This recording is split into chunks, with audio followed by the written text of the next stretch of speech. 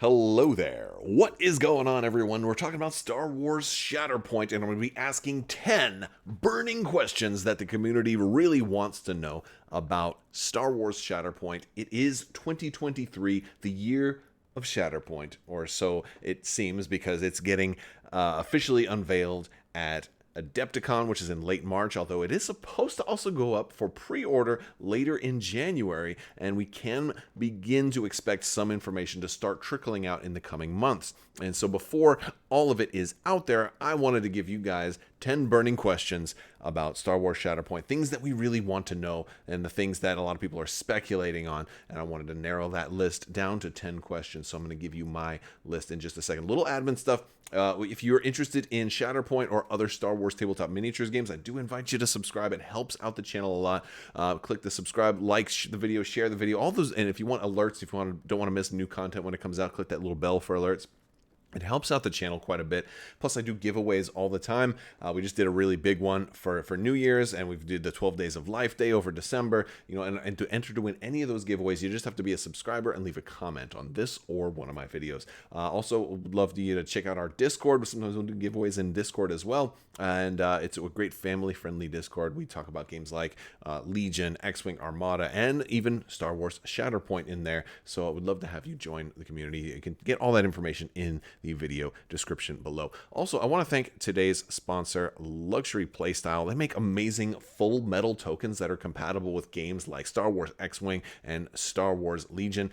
Perhaps even someday Star Wars Shatterpoint, but even games like Magic the Gathering or whatever, any of these games, if you're interested or if you know people who are interested in them, check out luxuryplaystyle.com, and if you use code Crabbok VIP, you're going to get a 15% off, so save and get some amazing double-sided, shiny, gorgeous full metal tokens over at luxuryplaystyle.com. With all that being said, let's go ahead and get to these 10 burning questions about Star Wars Shatterpoint. First one is a question of scale. What size are the miniatures? This has been one of the biggest questions, and a lot of people have kind of leapt to the conclusion that they're Marvel Crisis Protocol scale. We don't know this for sure, but there's a lot of reasons why people think that that's the case. The bases are the biggest giveaway, and that the bases look an awful lot like Marvel Crisis Protocol style bases. While they're not exactly the same, they look like they're in the same format. They look like they're in the same family of bases that MCP bases tend to be. And that has led people to a lot of conclusions that these must be in the size of Marvel Crisis Protocol. After all, AMG made this game from scratch. They also made Marvel Crisis Protocol from scratch. A lot of people think there's going to be a lot of similarities between the two, so comparing the size seems to be natural. We do know that Marvel Crisis Protocol is only a little bit bigger miniatures than Legion, although if you compare Asajj Ventress here to the Star Wars Legion version of Asajj Ventress that they've teased, even though it was just a pre-production miniature, this one appears to have a lot more detail. So it definitely seems like these are going to be larger miniatures than the miniatures you would get in Legion. It also appears that way because of the scope of the game seems to be more a little bit more on individual characters rather than on armies. So larger miniatures, larger models might make sense. But we don't have that confirmed yet. And it's going to be very interesting if these are even larger than Marvel Crisis Protocol, because I think a lot of people, like myself included, are kind of hoping that the games end up being at least loosely compatible so you can do those Dream Team kind of crossover games. And if that happens, that'll be super cool. But if the miniatures are too large, then it won't even be feasible, not even for homebrew. So that's a lot of guesses as to the size and scale, and I hope that's something that we get confirmed sooner rather than later. Next question is, what size is the play area? A lot of games tend to be played on a 3x3 mat or a 6x3 mat. X-Wing can be played on both. A lot of the game, Legion and Armada, can be played on both, but usually are 6x3 for the later two, whereas Marvel Crisis Protocol is always on a 3x3. And for a game like this that's got, if they have larger miniatures, will it require a slightly larger play area? Will there be epic modes that can play on a 6x3, or is this one going to be strictly on a 3x3? My guess is that it'll be played on a 3x3 because 3x3 mats are so common. However, if you look at games that are made by Games Workshop, a lot of times, different types of games or new games will sometimes come out with an all-new play surface. You might see it be played on something like a 2.5 by 4.5 smaller play mat that might make it easier for game stores to host bigger and wider tournaments. Things like that could potentially happen. Granted, I think it's a safe guess or a safe bet that it'll be a 3x3, just so it's more compatible with existing Legion playmats that are already out there that Asmodee already produces. So it feels like it would kind of fit the puzzle quite nicely. But we don't have that confirmed, and I think a lot of people would like to know. A third question is, how many miniatures are typical for a game?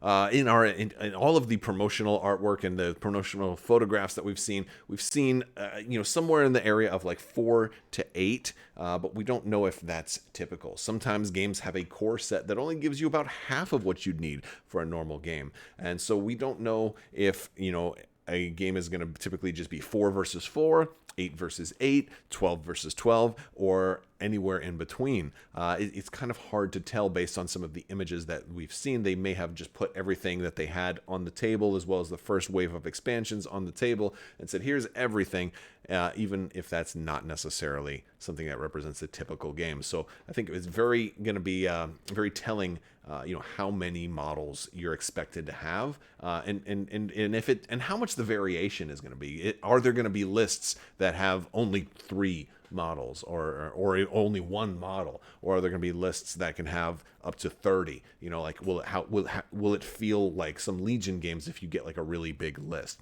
I think that's something I'd like to see answered. Next question is list building.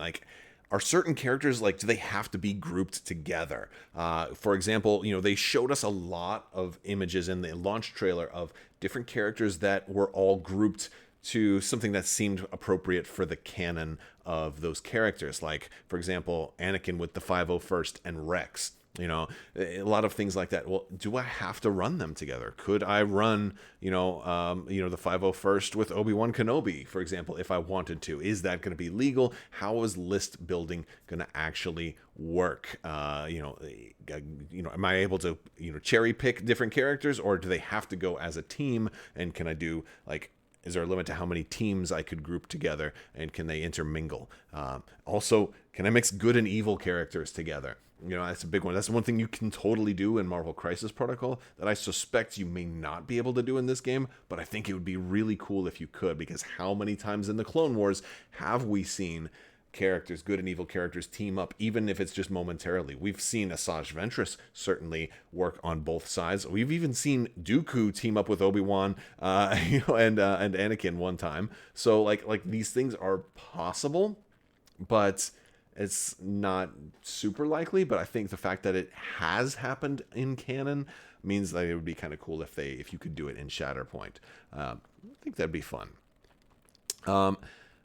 Also, what are squad leaders? This is the question. The fifth question is, what are squad leaders? They've talked about squad leaders quite a bit. Is that just a general term that they're using to kind of describe who's the notable character in any group? They've also referred to second in command characters when they were showing us some of the art, like Rex, for example. Is Rex going to have some kind of second in command ability? Does that mean anything, or is that just the language that they use to describe them? Is Anakin's being a squad leader, does that mean anything in game, or is that just a word that's used to describe him? I'm willing to bet that it means something in game. I wouldn't be surprised if it happens to be similar to how leadership abilities work in Marvel Crisis Protocol. In other words, if you have Anakin and you have the 501st, then maybe you get to trigger his squad leader command, or maybe he's got an ability that only works on these guys, so maybe you don't have to bring them with him, but you probably want to, because maybe part of his value is to inspire these guys, right? Like these are questions that I'd love to see answered, because that's going to also inform list building, or at least what works better, optimized list building. A sixth question, are we going to see any upgrades on these characters? Like, is it going to be like Legion, where you can say, "Hey, I want Rex to have, this special upgrade. I want him to have the jetpack. I want him to not have the jetpack. I want him to be more expensive or less expensive." Or are all of the characters going to come on quick builds, kind of like how Marvel Crisis Protocol does? I think since they started leaking the art style, not leaking, but basically giving us out the art style that looks very, very similar to how Marvel Crisis Protocol's art is on those character cards. My guess is that like characters like Rex or Anakin are going to have just a card that this is how they come, and I'm guessing that we probably won't have upgrades, but I'll be really curious to see if we do get upgrades. But that's a big question. Is it going to be more of the quick build format, or is it going to be more of the upgraded format? I feel like AMG really likes the quick build format. That's how they've done Marvel Crisis Protocol. That's how they're gearing X-Wing to become. X-Wing's kind of shifting into that. And I don't think they'll do that for Legion, especially if Shatterpoint is already that, because then they would be merging two games and homogenizing them together. So I feel my guess is that this will be all kind of, basic. What I'm calling quick builds, which is basically just Rex has just one card and these are the abilities he has, and you can't change them. You can't customize your characters. They are who they are. You just customize your teams with characters, not customizing your characters with specific guns or whatever. Question number 7. They talked a lot about the high ground. They talked a lot about elevation. How is elevation and movement going to work in this game? Are we going to see a movement system that's very similar to the new Legion rules and also Marvel Crisis Protocol's rules, where you just kind of everybody can kind of move up into something, but only characters that have flying or force jumping can move more easily on top of terrain? And what advantage is that terrain going to give us? They talked a lot about having the high ground and having elevation being an integral part of this game. Is having the high ground going to allow you to have a bonus dice when you're attacking? Is that going to allow you to maybe jump down and like crash into the ground and do like a superhero landing where you kind of punch the ground and a shockwave comes out? What is the main draw for elevation? Because that seems like a critical selling point in this game, is that one of its unique rule sets is the ability for elevation to work differently in this game than it does in different games. And so I think that that's important. An 8th question is, how is combat going to work? I mentioned dice before, but I realize that when I say that, I'm making a huge assumption that dice will even be involved in this game. It is possible to have a miniatures game that doesn't use dice. There are games that use card-based combat, so where you can, you just draw cards. Oh, this card has an 8 on it. I did 8 damage. This card only has a 7 on it. I only did 7 damage, so on and so forth. Or there are games where combat has a fixed value, like Dooku always does 10 damage or something like that. You never know. So I would guess we were going to have dice, because a lot of Asmodee, games, Fantasy Flight games, pretty much all used dice. At least for their Star Wars games. And AMG uses dice with Marvel Crisis Protocol, so I feel like the odds are most likely that this will be a dice-based game for its combat, at least. But I'm very curious about that, and I'm also curious, for them to elaborate a little bit more on combat. Do characters just get specific points of damage, or if it's more character-focused, can a character maybe get a wounded arm, and then that changes? Like maybe they lose some of their abilities. Can you cut a character's hand off, and all of a sudden now they lose their lightsaber, but they still have the Force? Do they get weakened at that point? Or can you target specific parts of a character? There's all kinds of little things that I'm curious what is going to set this game apart as it applies to combat. I can't wait to find out more. Question number 9. How are expansions going to be? It certainly looks to me, based on some of the things that we've seen, that expansions will be 4 characters in a box. In the case of this image here, Luminara and Barriss, and then 2 clone commandos appear like they are grouped. I believe this shot was intentional, and I believe this shot was there to kind of hint that these 4 might come together and might also work together. But this leaves a lot of other questions for future things. They've already talked about Padme Amidala is coming. They've talked about Mace Windu being a character that will come. What would Mace Windu come with? We've already seen, lots of different clone troopers, but who's going to be, a good number 2 for Mace? I imagine that it could be, from the Shatterpoint novel, Deba Balaba. But who might be, the 2 grunts? Or is every character going to come with 2 trooper level characters? And so I'm really curious about the expansions that we're going to see beyond just the stuff we've seen already. What would Yoda come with? Would he come with maybe Chewbacca, or a Wookiee? Would he come with, is every Jedi going to come with clones? Are we going to end up having a whole bunch of clones in this game? I'm really curious how expansions are going to be formatted. My guess is any which way they slice it, they're going to be trying to fit more than one miniature in a pack because of shelf space. That's one of the problems I think they ran into with Marvel Crisis Protocol, and why so many now of the new Marvel Crisis Protocol reprints are you're getting 4 or more characters in a single pack to try to save shelf space, and it's easier on retailers. And it's I did this whole video about it a while back, but it makes a lot more sense not ergonomically, but financially, and shelf space and shelf allocation for a place to be able to say, hey, well, instead of having having to order 100 different expansions to keep the game in stock, if you put 4 guys in a box, I can just order 20 to 25 expansions and keep everything in stock. So I think that's kind of the direction they're going. So I think expansions will be at least 4 miniatures per box. But I'd love to see. And my 10th and final question. This game doesn't say the Clone Wars anywhere on the box. So does that mean the door is open for Shatterpoint to extend beyond its current timeline? Now, granted, they have not said anything about what timeline the game is restricted to. We don't know about any closed doors for timelines. We just know that everything that we've seen so far is kind of resting in that Clone Wars time era.